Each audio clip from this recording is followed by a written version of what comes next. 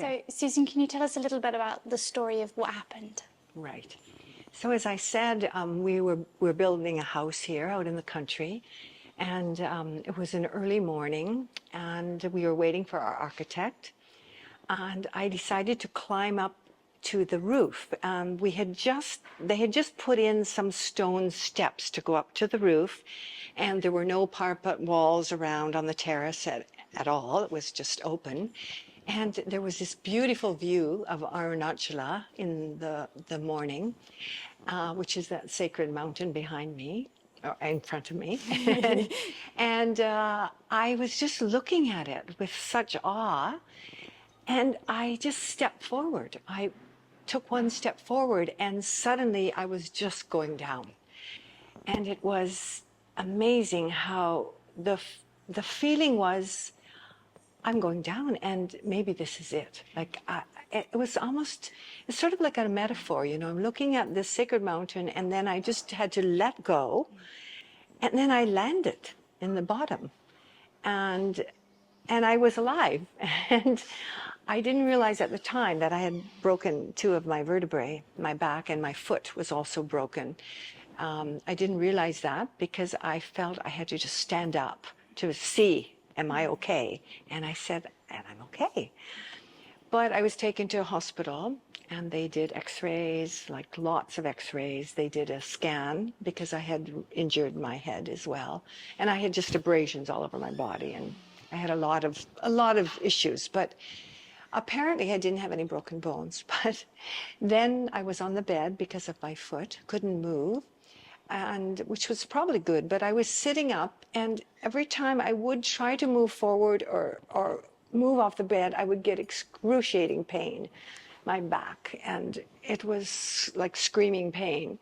So after about 10 days, we decided I should have an MRI, and we did get an MRI, and that's when they determined that I had fractured my back. So that point, my husband went to see orthopedic specialists here. He saw two of them with the scans. I was in bed, and both of them said pretty much the same thing, just need bed rest, and of course like 13 prescriptions.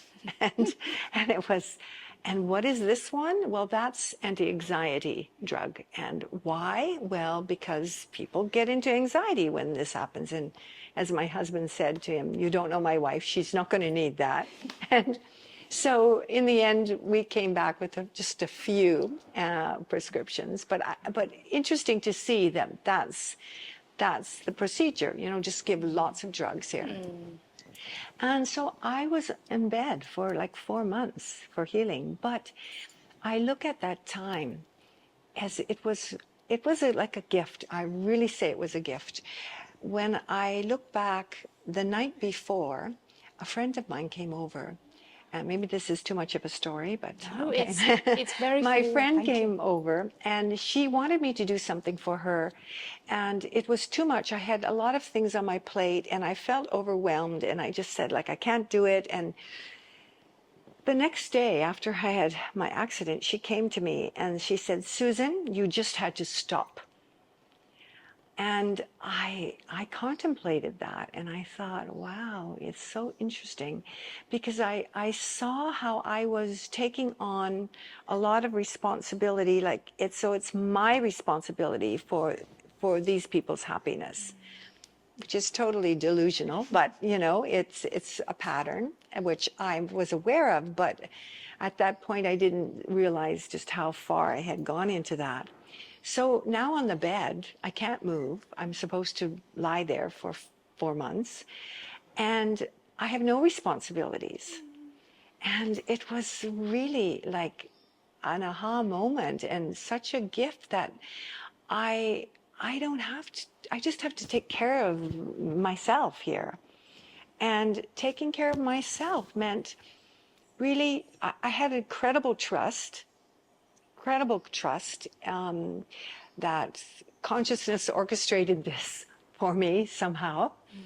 Why, I'm not quite sure, but it happened. And I really just could accept it and sort of bless the happening, you know. And then there were lovely things that came out of that. Well, actually, in the hospital itself. Now I'm getting into the community, the importance of community, which I was never that much into community, but as I'm getting older and my experience, I see the value of community. And in the hospital already, when we were having the x-rays done, through the grapevine, people heard about what happened to me, and there were 4 people ended up in the hospital about 40 minutes later with food and, for my husband and I. And then when I was at home, people were coming. People were just coming. People I hardly knew. We were acquaintances, but they would come. They would come with flowers. They would come with fruit. They would just come to sit with me. And it was so beautiful because I really saw, or I see, the value of love. I mean, love is such a great healer. It's such a great healer. And to be able to not just love, but to accept the love, which is another thing, right? I think it's easy for me to love, but, to be on the receiving end of it. And what a grace it was. And then my husband was going to sit with what would you call it? A saint, a guru, a teacher. He was going, and he told her what happened, and she said this to him. She said, "Just tell Susan, just abide in stillness." And that also really moved me. And I did. I really did as much as I could.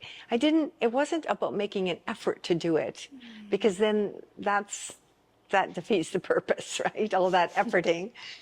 But it was just, I would be in that still place. And the other thing, I was in a downstairs bedroom, which is not one that I had ever used. It was a guest room. And outside the window was the garden. And it was for the first time that I was actually looking out into the garden. And I was seeing these little birds that I never saw before. And I was just amazed at what I was seeing, because I wasn't busy and I wasn't active and I wasn't moving. And I was just in that still, quiet place. Yeah, it was really a beautiful time. And then, of course, also, many people came with many ideas and many suggestions. And I was given a mantra from somebody. And I've never been a mantra practitioner, really, but this was a healing mantra. And I was advised to say it whenever I felt like saying it. And so I started to do it also internally. I did that. I listened to music, beautiful music, which I often, and I love music, but I wasn't having time for it, or it would be in the background. So it gave me time. It just gave me time to delve in and contemplate and inquire, seeing my patterns, which was really useful. And of course, in terms of the healing of the actual physical, I mean, I had my homeopathic remedies. I had people came doing magnet therapy on me. I mean, there were all sorts of modalities that were used. And at the same time, I was grateful for the scan, so I knew what was happening.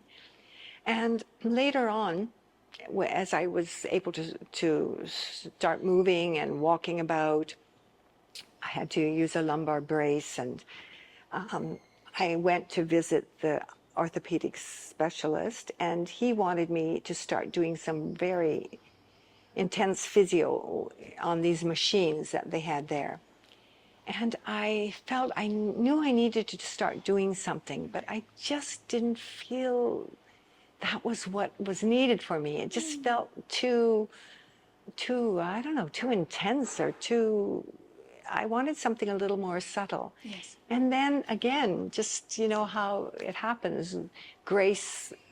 There was a practitioner of a somatic healer, and he's an osteopath as well. And by accident, we met, and he saw what happened to me, and he said, "Look, I'm your man, and I will," and he worked with me. And it gave me such a confidence, actually confidence in my body, in my spine. I started to feel really, really well, like I'm okay. There's nothing wrong with me. And the trauma, like people talk about how, there's all this trauma in your cells and everything. I don't know, like I never felt this experience was a trauma for me. I mean, I guess it was physically and in the cells, but it didn't feel traumatic. Some people would come and say, oh, like they were in tears seeing me on the bed, but I wasn't, you know? So that's my story. It's a wonderful story. Thank you so much. And then all the elements sounded like they came at the right times when you needed them to happen. Really, I have so much gratitude. So much gratitude also for being alive, not being quadriplegic, not being in a wheelchair.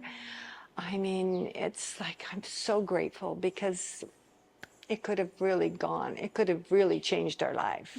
And you had such correct me if I'm wrong, quite an extreme amount of pain in those early few months. Yes, And now, there was a lot of what's the pain. symptoms now? Actually, once I started not moving, that was key for me.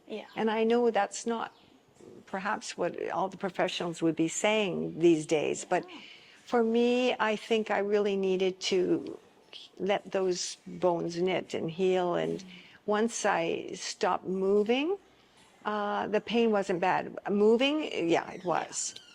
But and nowadays, there's no ongoing symptoms. Nothing, absolutely nothing. My back feels so strong. I have no pain in my back at all. Nothing. Is there anything that, forgive me if it's not quite clear, is there anything in your life that you do now that you didn't do before the accident? Did it open anything up for you? Well, it's hard to say because this has been an unusual time in my life because we're building a house. So I'm doing something that I've never done before. And it's not something that I really ever want to do again. So I've been very, very busy and very engaged in a way that is not typical for me, but that's just what's been happening. I don't think I can say that, Jess. Absolutely fine. I don't think I can say that. Maybe just a little more conscious, a little more aware of my edge or where my boundaries are. That's such an important lesson. Yeah. I thought I knew it, but sometimes, I think that's probably the biggest thing. The whole process from the initial injury to when you felt like you were kind of back to where you were before, that's a hard thing to quantify. How long was that process approximately? I would say it was August. Maybe it was about where I wasn't wearing the belt anymore and where I wasn't being like, I might have been overly cautious because I'm living in the tumble countryside. I have a scooter. I was starting to ride my scooter again, bumpy roads. And so I was quite cautious. I don't know if I had to be, but I was. So I would say it was, it was about a year that I was, very, very cautious. Now, And now I've just thrown away the belt and I don't sit on my donut anymore. thank goodness. So, God forbid it ever should, but theoretically speaking, should the same thing or something similar happen to you again, or happen to somebody that you know and loved, how would you go about that healing process, knowing what you know now? That's so theoretic. I mean, I just don't know because every time it's new and different, individual, and I don't see that I would have done anything different. I don't think I would have done anything different, really. I just, no. Sorry. I think you did really well the first time round. So if an experience similar to then happened again now, you would go through the same process. Am I right in understanding that the slowing down, the introspection, and the absolutely. and the return to it? Absolutely. And just to have to surrender, accept it, you know. I didn't feel anger. I didn't feel like sometimes you hear people's stories where they get in, they're angry at life, or they're, why did this happen? And they're frustrated and they're feeling restricted. I didn't have any of those feelings. I think there was a lot of grace in it for me. That's all I can say, you know, a lot of grace. And it's what I needed. That sounds weird, but you know, I needed something like that just to stop and slow down and just concentrate on me. Yeah. And in fact, this is one little thing I noticed, that after a while, I started getting very comfortable in that place, lying on the bed. And I started to, something rose up in me like, Susan, hey, be careful here. This is, you're enjoying this now too much. And, you know, you've got to move off the bed. Yeah. Right? Yeah. So, and here I am. And then I was full on into building a house. So I did move off the bed. You had something at least in the future that you were working towards. Yeah, yeah. I think I have one last question, and it's everyone answers it a little differently. For you, I suppose I would want to word the question by saying, why did you think this needed to happen, or why did you feel that this lesson came to you at this stage? Well, I think, as I mentioned, I think I was, you know, it wasn't true, but a kind of false perception of reality that I was responsible for so many, when I say so many people, I don't know what that is, but that for people's happiness. I just want people to be happy, but I'm not God, you know, I'm not, but for some reason, and that I think becomes a kind of a pressure, you know, internally, and even though, you know, intellectually I knew that, but somehow energetically it was still carrying on. That's the only thing I can think of, really. So when you become aware these days about, oh, maybe I'm thinking too much about their happiness, what do you do kind of in that moment when you become aware that you're falling into that pattern? Well, it's not happening as much anymore. Cool. It's really not happening as much anymore. Yeah, it's not. And then the other thing, I have to say something about my husband, my partner, Murray. I mean, he was a gem. Like, the way he just picked up everything and started doing everything. I mean, I was like, wow. Yeah, he can do all that. You know, it's like, and so I see also there's a little bit of the control there, which I'm aware of, even to this day. You know, the control. Like, yeah, I can do it better. You know, he would always say that to me. Well, yeah, you know, just you think your way is better, and I was like, yeah, I do. But so that doesn't sound familiar. That's something, you know, that we're a work in progress. It's a whole process, but it's the awareness that if the awareness is there already, then it can stop it. It can, yeah. So, no, life is good. I feel very, very grateful. As I keep saying, I have so much gratitude that I'm here and I'm so healthy, and I had also a really good osteopath, I should mention, in Oroville. She helped me considerably, and I still see her monthly just because I think she's wonderful, and she just helps me. And she said, your back is like, that's the strongest part of you now. Like, that is wonderful. Yeah. Thank you, Susan. Thank you for your wonderful explanation. Thank you, and thank you.